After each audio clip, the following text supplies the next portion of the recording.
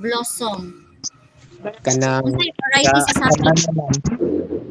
Opo, Oh, po. yes. Banana. Unsa nga banana? Puso sa saging po. Puso ng saging, ma'am. Lagi unsa nga variety sa saging? Kasi we Cardava have po. Cavendish, Cardava, Cardava. ma'am. Cardava, Okay, ma'am. Cardava. Okay. So, kinsa man atong mga target market ani gani? Our target market. Our target market po, ma'am, is kanang nag-age of 18 above po, ma'am. Okay, so diri na pud ta na wrong na pud ta sa atong questionnaire because we include below 1 ragali ni oh. Pero 18 ni inyo ha sa inyong questionnaire. Okay. Dapat i-check ninyo kay bisan pag isa lang na siya ka number or isa ka letter lang na siya, no, naana siya dak nga impact sa inyong paper. So, be consistent with your with the content of your manuscript and dapat na-align ang inyong questionnaire sa inyong manuscript ha.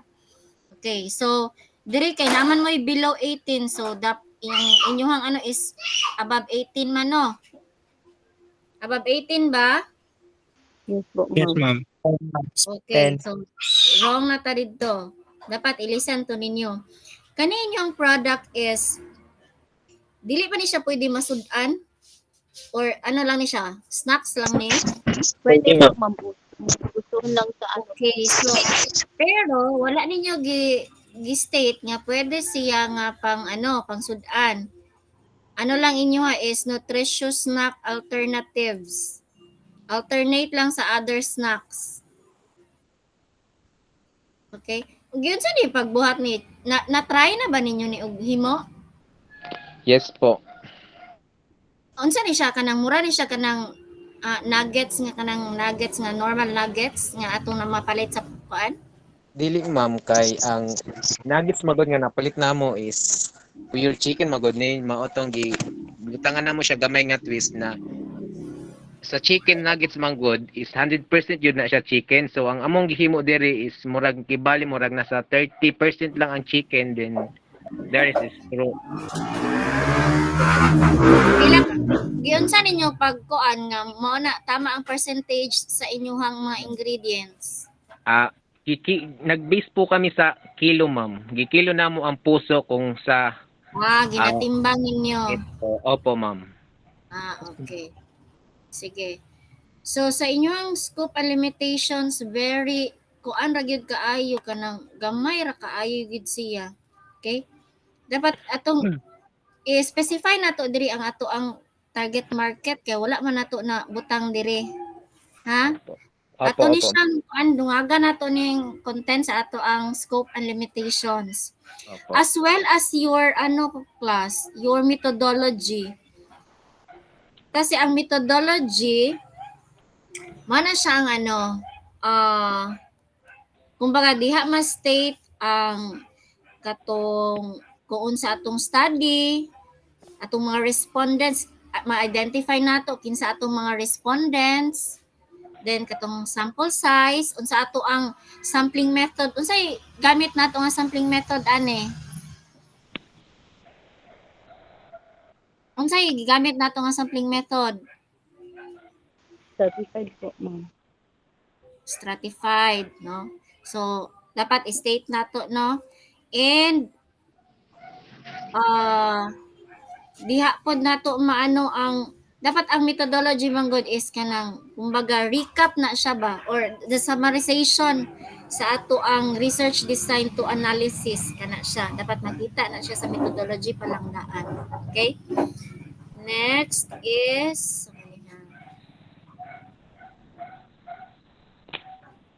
okay, dili ta magamit og kaning word nga we, our, okay? Atong gamiton ani is kanang the researcher, okay?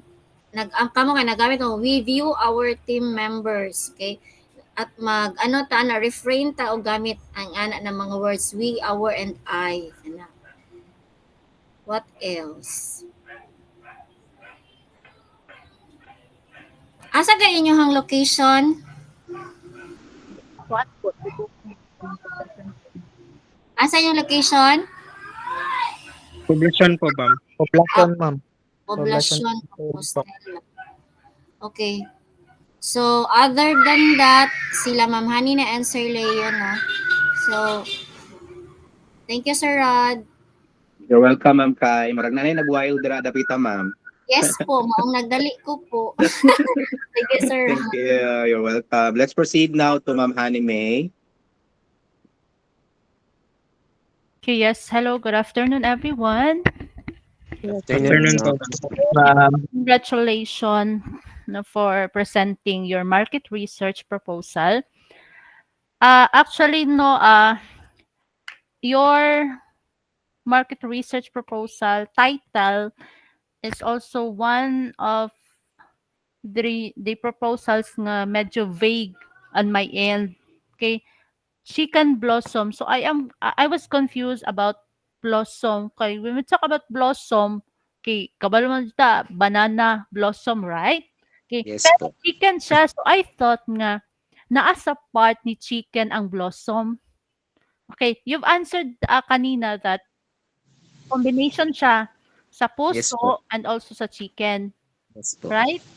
Opo. Okay. Maybe change the title. No, kay very confusing ang title. Okay, very confusing. And also, you've mentioned that here, so ang banana, you've developed chicken blossom nuggets developed from banana trunk. What is banana trunk? Kini na-edit na iwit naman gud mi og edit ma'am din late na nako na realize ma'am nga naa ito nga kanang trunk ma'am kining silbi punuan sa saging nga Tingala galing ko. Asa man yun? Okay. That is why no, I was really confused. Okay, kindly turn off your mic. I was really confused, no?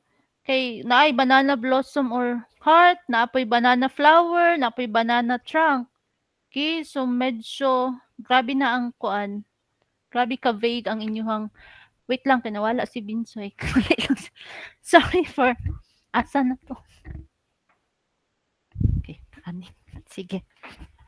Okay, so this is wala na edit ha. So next time around, when you are going to submit the paper, make it sure nga okay na dili kay on the spot or during sa presentation you will say ma'am wala na edit. Same sa other groups that mao jud na ilahang permi nga reason ma'am wala na edit and so on and so forth. Okay, so it's not our problem anymore. Okay? Next, you've mentioned here as well that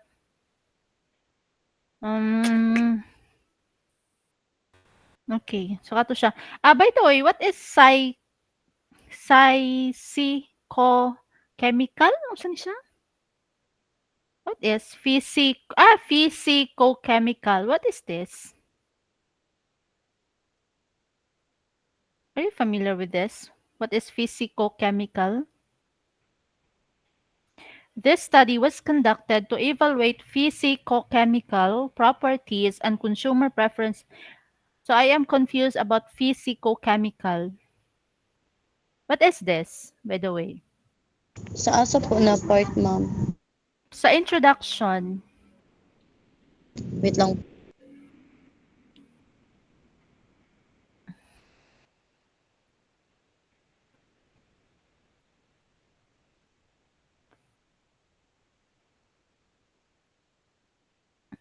pwede ba yung banana blossoms also known as banana flowers? Kay lahi man gud ang banana flowers sa banana blossoms. Banana blossoms katong kuan jud niya puso, then ang flowers katong flowers jud niya. Okay, so make it sure ha nga inyo hagong introduction no kaning word diri or kaning paragraph diri is tama po. Basahon po nato ha. Kay basahon nato kay di lang kay pataka lang ta og sulat diri Murag wala po mo nag-follow sa format kay medyo dikit kayo inyong format. Okay? Now for your objectives. Okay.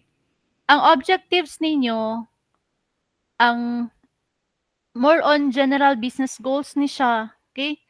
More on general business goals, expansion. Okay, expansion pa yun. Naa pa yung expansion. Okay. So, kani siya is dili na siya measurable. no, for a market research paper. Dili jud na siya measurable nga mga objectives, no? So try to focus, ang inyong objectives must be about market feasibility, mga consumer preferences, or even acceptance. So i-match na to atong objectives sa atong statement of the problem. Okay? And also, I guess, no, ang objectives of the study mo gi-mention siya nga dapat ni siya naka-paragraph. Okay, dili pwede nga isa-isa.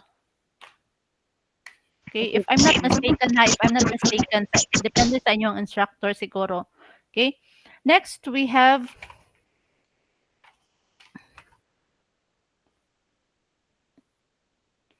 inyuhang indention. Taro nga yung mga indention ha. Pangit kayo inyuhang kuan. Okay, for the scope and limitation, kinsa inyuhang target market? Kinsa inyuhang asa mo mag-survey or kinsa inyuhang target nga location or asa rather or kinsa? Because you've mentioned, okay, tanawa sa inyong scope and limitation of the study, you've mentioned the residents of Compostela, Davao de Oro, meaning to say whole residents of the Compostela will be your target market. Right? Residente man. Okay, so what is the correct here? Dapat ano kini poblasyon ang nabutang po. Okay, so ina na specify. No, kay kung tibuok Compostela na, mamatay na mag-sinurvey ana, perting dakuha sa Compostela pod. Okay? And also, include the limitation of the study. No, kay wala dari very minimal lang jud kayo inyong scope kay murag for the sake ni for the compliance only. Okay? Next, we'll have ayan, so pag-abot sa methodology, okay. Yan, ana sa poblasyon. Okay, make it sure na i-align ang all ha. Murag libog kayo inyuhang paper. So, dili siya mag-align. Okay, walay alignment for each other. Next, are you going to have or to gather data through online or face-to-face? Depende lang po ma'am kay basi ano Why pud depende? kining pwede man namo siya i-online na lang pud ang kuan ma'am for ano kining for safety na lang pud sa amo ang kuan ma'am. Kining For You online. attended the orientation. What was oriented to you by REC? Are you allowed to gather data online? Kasi dapat magpirma si respondent 100% na ICF ang inyong papirmahon. Naminaw mo ato, Axel. Yes po sir. So you decide face-to-face na siya. Okay Okay. po. Okay, ang inyo hamanggong sa data gathering instrument, you've mentioned that online survey questionnaire will be used. Okay, so I was confused about this one because the other page naman, you are going to have a face-to-face interaction and so on. So dapat, okay, wala yung mga alignment. Okay? No? Since you've included as well, no, the students, possible students, right? Okay, ma-include man nato ang possible students dari ano. So kindly add in your questionnaire as well. Add na lang nato ang monthly allowance if student. Okay, if student ka monthly allowance. So you will write a range sa allowance for every month. Okay? And for the rest, no, si Sir Leon na lang ang bahalaan. Okay? Or technical na kayo ng other aspect. Okay, so that's it, no? Dapat consistent lang tayo, ha? Okay, thank you and good afternoon. Thank you ma'am. Thank you, ma'am. Okay, good afternoon, everyone.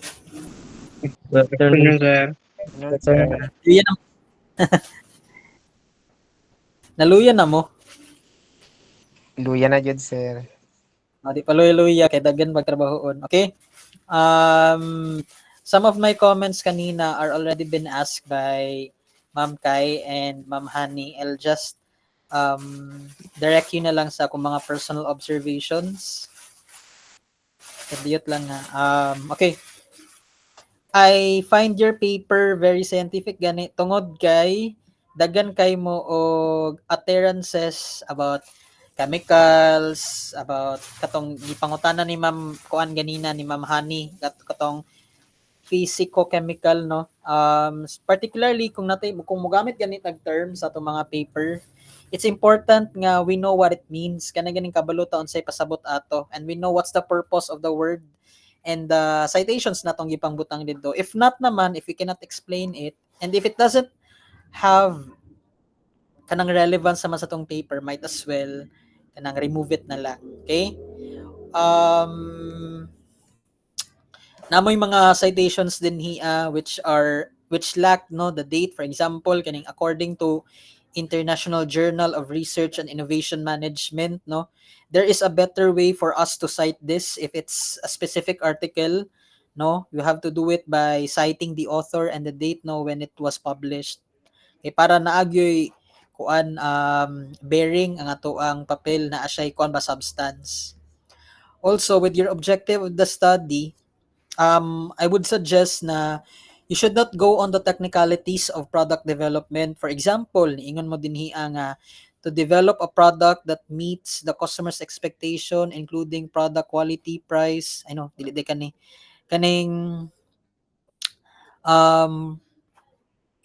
katong ipang mention ninyo ganina gani about the chemical compounds ba to, mga ato. So I don't want you to kanang focus on those things, kanang I don't want you to kanang make your paper na ato nga very scientifically sounding tungod kay ang atong papel man is a market research. So highlight on the marketability, profitability, and the feasibility of the product kay mo man gyud na ang tumong sa tong papel. Although nabutang ninyo diri nga objectives of the study, you were able naman to kanang list down kung unsa gyud to ang inyuhang goals. For example, kanang increase consumer base, expand into new geographic market, kanilang develop a new product.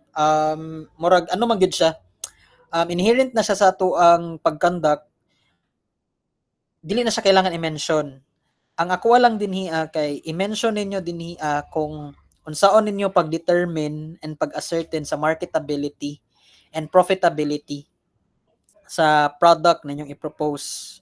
Kay para ma-mention na to siya, ato aning ma-connect ning ato ang statement of the problem, which refers to the demographic, psychographic, behavioral, and geographic segments of our market. Again, sa objectives of the study, dungagan nato atong marketability and profitability of the proposed product. Nasabtan? Yes, sir. Okay. Medyo hilom naman kaayo. Tapos,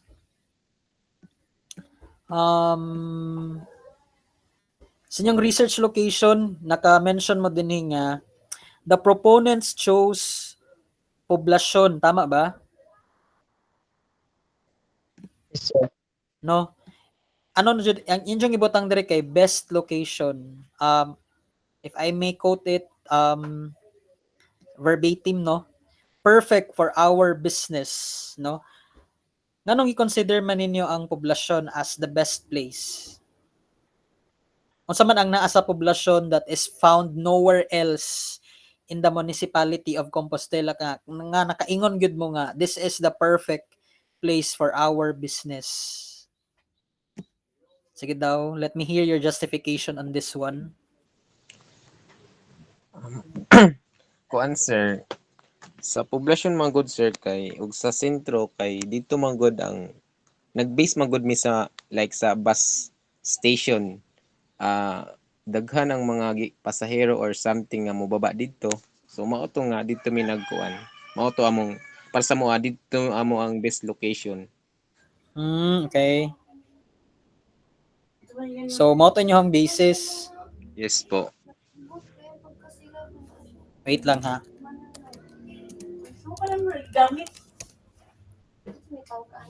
So, unsa ganito imong ingon ganina nga tungod kay daghan og tao didto sa poblasyon. Yes po kay kuan man gud sir kanang murag nag-base mi kay dito man gud ang like naay bus terminal ba maong dito mi nagkuan. Okay? So foot traffic ang tawag ana.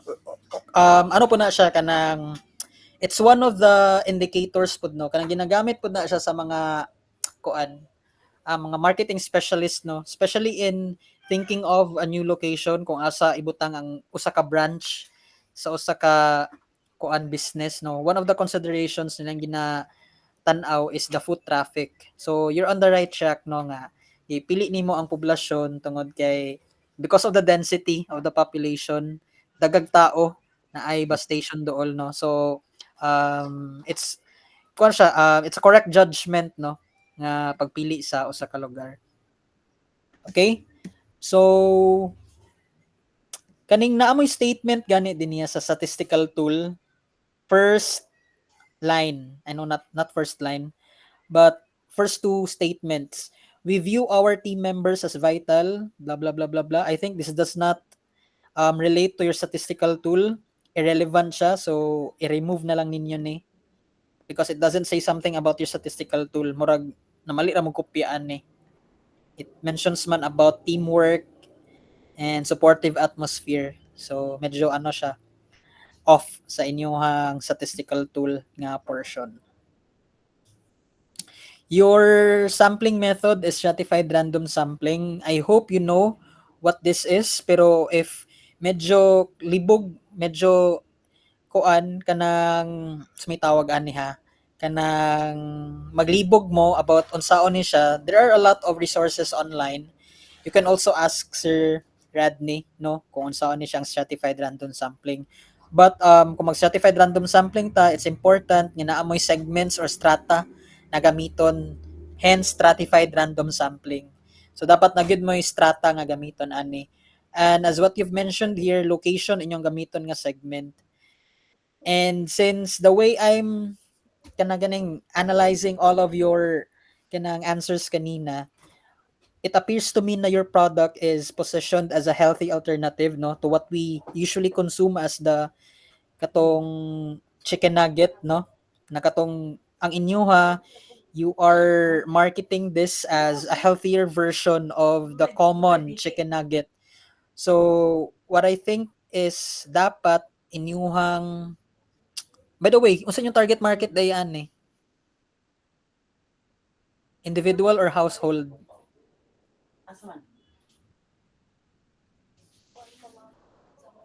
Household amo sir.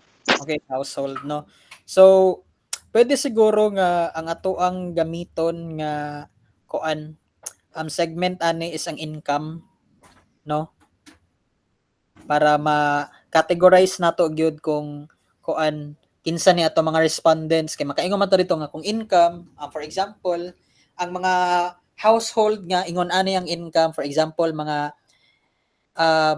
mid-level no na wage earner mga dato-dato no sila to ang mas common mopalit og chicken nuggets. So somehow na siya additional flavor gani na additional texture ang ato ang data. Whereas kung location atong gamiton, I don't think naman location would that be kana ganing sa may tawagan na ha kanang murag naa siya kanang relevance in terms of stratifying your respondents. So I would suggest nga ang gamiton nato na strata is the income level or the income range sa mga household nato ang ipang interview pohon. Random siya in the sense nga random ang atong pag-pick sa household no. Na ay specific ways in randomizing, pwede ta mo gamit og Excel. So ang pagbuhat ninyo ana kay kwaon ninyo tanan ang list of household. Tapos na mo'y specific function, I don't know kung rand between ba to basta nana siya sa Excel. Tapos ang Excel will give you random numbers no or random household. Kato siya karon inyong basis na in identifying mo gito siya inyong gamiton in approaching your respondents later on during the data gathering. With your SQs, since household naman siya, wala na ning age group, wala na pud ning gender because irrelevant na ni siya, no, nga data. Di naman ni siya kanang relevant ining data inig-analyze na to sa data later on. Kay household naman ni siya. Add more data, I add more kanang item sa demographic profile that kanang mga profile nga suitable for a household, for example family size, kaning household income okay ni siya. Tapos kato siya, pwede ta mangita og sources online, no, which will serve as our reference. What else?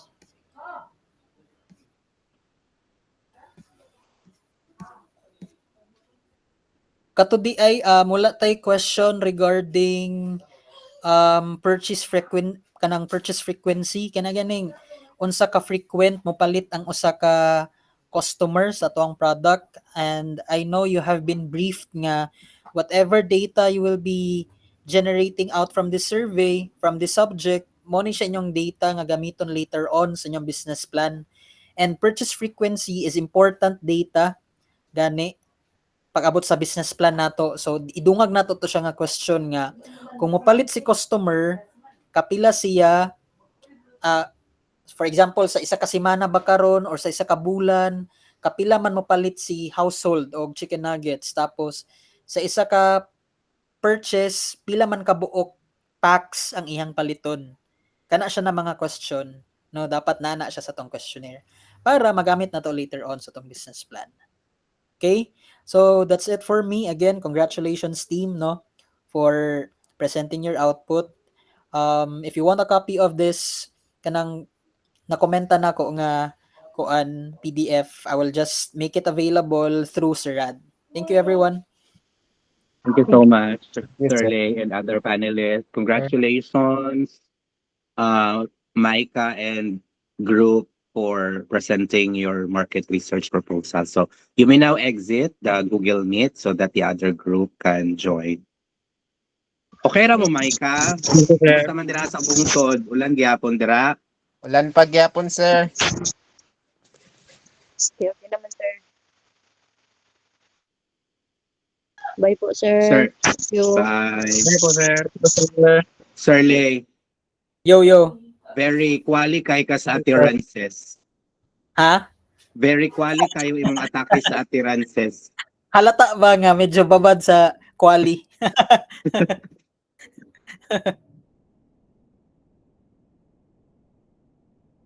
Ay, Ginoo ko, last group na Daghan gyud. ko ma-learn sa imo, sir, kuan lay. Kadali sabi ako sa daling i-end. Dagan mo kong balance. Wala Ano lang man siya? Dagan- Two-way. No, kay